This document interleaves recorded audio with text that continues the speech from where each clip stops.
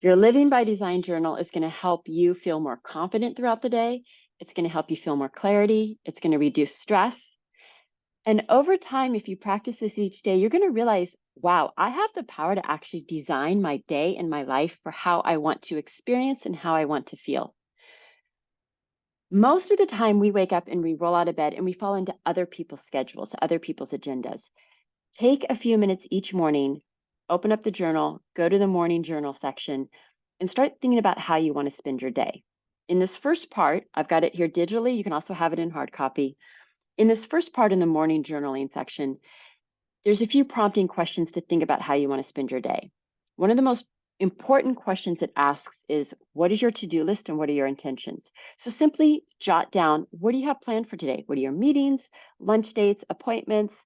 And next to each meeting or lunch date or appointment, go ahead and put down a couple of intentions.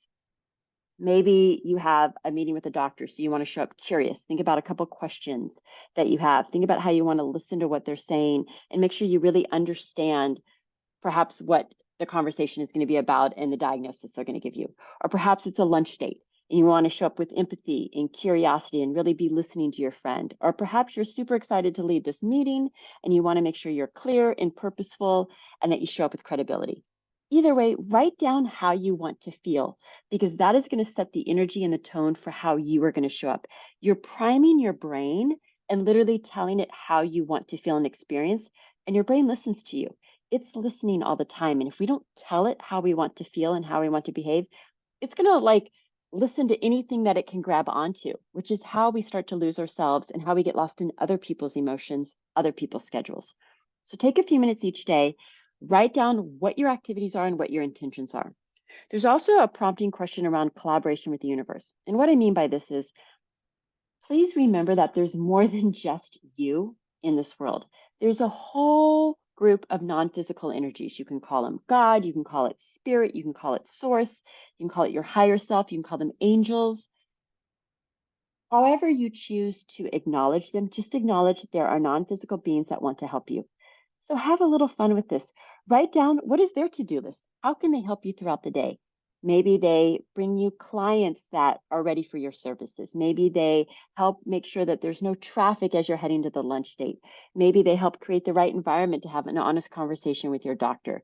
Maybe you simply want to say, help me have ease and a natural flow, peaceful day today. Anything, you can ask them anything. Have fun with this and write it down and start to see what happens when you ask for help from the universe or from whomever you refer to them as, the non-physical beings, and start to see how those things start to show up in your life. There's also prompting questions around, what are you saying no to? What are your boundaries? How are you caring for yourself? There's also an area for you to just write down words that you want to feel for the day.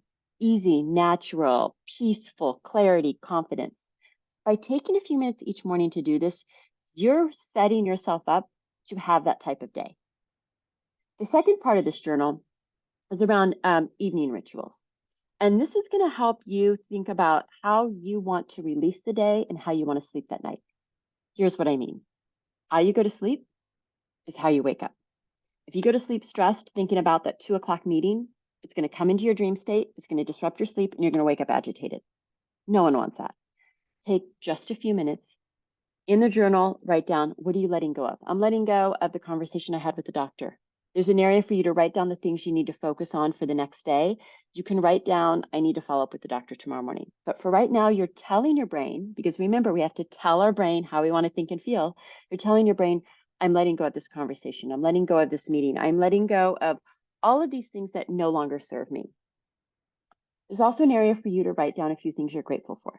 And the reason why I really recommend doing that, even if it's one thing, there was no traffic, someone bought you coffee, the way you go to sleep is the way you wake up. So going to sleep in a state of gratitude and just feeling some appreciation for anything from that day is going to help you sleep better and smoother throughout the night. It's going to help you wake up in that state.